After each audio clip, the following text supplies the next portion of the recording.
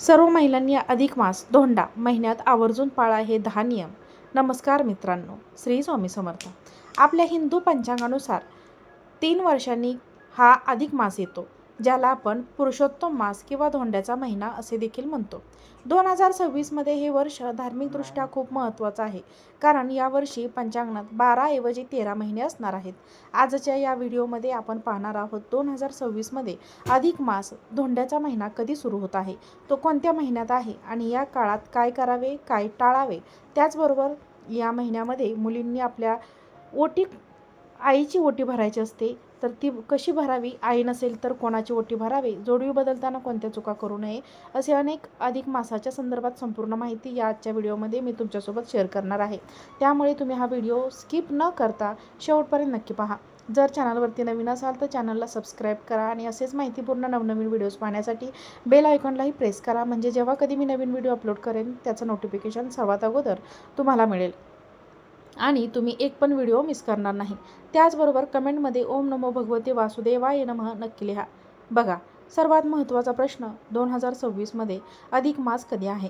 2026 मध्ये अधिक मासाची सुरुवात ही 17 मे 2026 वार रविवार या दिवशी होत आहे.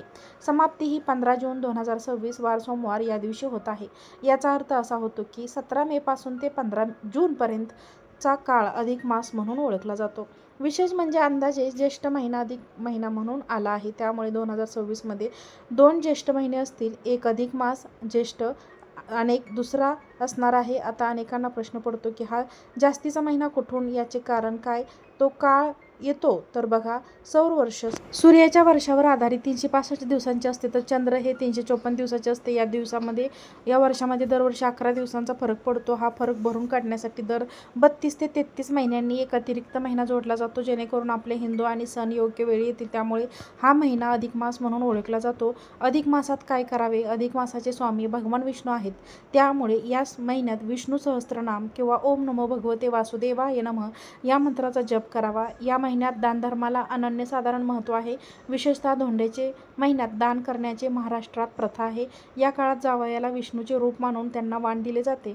अधिक मासाला मलमास म्हणतात, त्यामुळे या काळात विवाहासारखे मंगलकार्य म्हणजे गृहप्रवेश किंवा नवीन व्यवसायाची सुरुवात करण्यात आणावेत. पण तुम्हाला माहीत आहे का, अधिक मासात लेकीने आपल्या आईची ओटी भरणे हे देखील अत्यंत शुभ आणि भाग्याचे मानले जाते. हे केवळ एक परंपरा नाही, तर त्यामागे खूप मोठे भावार्थ दडलेला आहे. तर बघा, अधिक मासाला पुरुषोत्तम मास असे म्हटले जाते. या महिन्याचे स्वामी स्वतः भगवान विष्णू आहेत आणि विष्णूच्या पूजेसोबतच या महिन्यात लक्ष्मीचे रूप मानल्या जाणाऱ्या स्त्रीचा सन्मान करणे खूप महत्त्वाचे मानले जाते. ज्याप्रमाणे आपण जावयाला विष्णूचे रूप मानून पूजा करतो, तसेच लेकी माहेरची लक्ष्मी असते आणि आई ही साक्षात अन्नपूर्णा असते. आता मुख्य मुद्दा, मुलगी आईची ओटी का भरते? तर बघा, आईने आपल्याला जन्म दिला, आपल्याला संस्कार दिले, लहानाचे मोठे केले. लग्नानंतर मुलगी दुसऱ्या घरी जाते, पण तिच्या मनात आईबद्दलची ओढ कायम असते. अधिक मास हा पुण्याचा महिना आहे, म्हणून या पुण्य काळात आईच्या ऋणातून थोडं उत्तीर्ण होण्यासाठी लेकीची खणा नारळ आणि ओटी भरते. आईसाठी सर्वात मोठी सुवासीन असते. जेव्हा लेक आईची ओटी भरते, तेव्हा तिला आईकडून अखंड सौभाग्यवती भव, असे कल्याण असो, असा मनापासून आशीर्वाद मिळतो. अनेकदा आपण पाहतो की माहेरून लेकीला वाण येते, पण अधिक मासात लेक आपल्या माहेरच्या सन्मानासाठी आणि आईच्या दीर्घायुष्यासाठी स्वतः पुढाकार घेऊन हा विधी करत असते.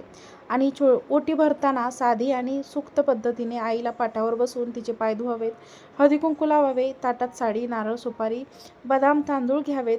आईच्या पदरात हे सर्व देऊन मनोभावे नमस्कार करावा. शक्य असल्यास आईला एखादी गोड फळ किंवा मिठाई देणे खूप महत्त्वाचे असते. तिचे तोंड गोड करावे. नातं कोणतेही असो, ते प्रेमाने जपलं की त्याचं सोनं होतं. अधिक मासाचा महिन्यानिमित्त आईप्रती आपलं प्रेम व्यक्त करण्याचं आहे. जर तुम्हाला शक्य असेल तर या महिन्यात आपल्या आईच्या भेटायला नक्की जा. तिची ओटी भरून तिचा आशीर्वाद घ्या. आयुष्यात दुसरं कोणीही घेऊ शकत नाही आईची जागा. अशा वेळी तिची अनुपस्थिती अनेक प्रकारची जाणवते, पण आपल्या शास्त्रात आणि परंपरेत अशा परिस्थितीसाठी काही अत्यंत सन्माननीय मार्ग सांगितले आहेत. जर आई नसेल तर अधिक मासात ओटी भरण्याचा विधी तुम्ही करू शकता. पण तुम्ही शास्त्रात सांगितल्याप्रमाणे सासूला दुसरी आई मानली जाते. तुम्ही ज्या घरात आला लग्न करून त्या घराचे आधारस्तंभ ही सासू असते. जर तुमची आई नसेल तर तुम्ही तुमच्या सासूबाईची ओटी भरून त्यांचा आशीर्वाद घेऊ शकता. घरातील सुखशांती वाढते आणि आईप्रमाणे त्यांचा सन्मान देखील होतो. त्याचबरोबर घरातील मोठ्या स्त्रीचा सन्मान आत्या, मावशी, काकू असतात. आईच्या अनुपस्थित तिची बहीण किंवा वडिलांची बहीण यांना दर्जा दिला जातो. तुमच्या माहेरच्या नात्यातील जी थोरली व्यक्ती असेल तिच्याबद्दल तुम्हाला आदर आहे. त्यांची ओटी भरून तुम्ही हा विधी पूर्ण करू शकता. ज्या स्त्रीने तुम्हाला आयुष्यात मार्गदर्शन दिले, जिच्याकडून तुम्हाला आईसारखी माया मिळाली, अशा गुरुतुल्य यांची ओटी भरणे देखील खूप भाग्याचे मानले जाते. जर तुम्हाला वरीलपैकी कोणताही पर्याय शक्य नसेल तर आपल्या कुलदेवतेची तुळजाभवानी, रेणुका माता, तुमची जी कोणती कुलदेवी असेल तर तिची जाऊन ओटी भरावी. साक्षात शक्तीचे रूप असते, त्यामुळे मंदिरात जाऊन देवीची खानावळाने ओटी भरल्यास आशीर्वाद थेट तुमच्या आईपर्यंत पोहोचतो आणि तिची आत्मक समाधान लाभते, अशी श्रद्धा आहे. आई नसेल तर तिची स्मृती पित्त्यात अधिक मासात गरजू स्त्रियांना धान्य, वस्त्र किंवा फळे दान करावीत. ओम नमो भगवते वासुदेवाय नमः या मंत्राचा जप करून ते पुण्य आईच्या नावाने अर्पण करावे. आणि जरी शरीराने जवळ नसली तरी तिचे आशीर्वाद नेहमी आपल्या पाठीशी असतात. तुम्ही ज्या श्रद्धेने आणि प्रेमाने हा विधी कराल तो तिला नक्की पोहोचेल. तुमच्या मनात असलेली तिची आठवण हीच तिची सर्वात मोठी ओटी असते. आता बघा, अधिक मासामध्ये जोडवीसुद्धा बदलली जातात. मग जोडवी बदलताना कोणत्या चुका आपल्याला टाळायच्या आहेत तर ते आपण बघूया. जोडवी हा केवळ दागिना नसून ते सौभाग्याचे लेणे मानले जाते. हिंदू संस्कृतीत जोडवी बदलण्याबाबत किंवा घालण्याबाबत काही महत्त्वाचे नियम आहेत. सर्वात मोठी चूक म्हणजे जुनी जोडवी काढून पाय पूर्णपणे मोकळे ठेवणे आणि मग नवीन जोडवी घालणे. जुनी जोडवी बदलताना नवी जोडवी काढण्यापूर्वी नवीन जोडवी जवळ ठेवा. जुनी काढल्यानंतर लगेच नवी जोडवी घालावीत. पायामध्ये काही काळही जोडव्याशिवाय राहू नये असे शास्त्र सांगते. दुसरं म्हणजे आपल्या पायातील जोडवी कधीही दुसऱ्या स्त्रीला घालायला देऊ नये. तसेच दुसऱ्याने वापरलेली जोडवी स्वतः घालू नयेत. यामुळे आपल्या सौभाग्यातील तेज कमी होतं अशी मान्यता आहे. जोडवी बोटात नीट बसली पाहिजे. चालताना ती बोटातून निसटतील सैल नसावी, कारण जोडवी हरवणे हे अशुभ मानले जाते. तसेच ते खूप घट्टही नसावी, ज्यामुळे रक्त विसरित अडथळा येईल.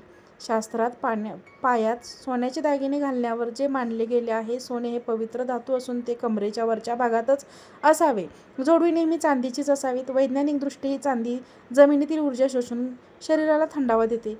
जर जोडवी मध्ये मोडली किंवा झिजली असतील तर ती लगेच बदलावी. तुटलेली किंवा मोडलेली जोडवी पायात ठेवणे नकारात्मक मानले जाते. जोडवी नेहमी पायाच्या अंगठ्या शेजारील दुसऱ्या बोटातच असावी.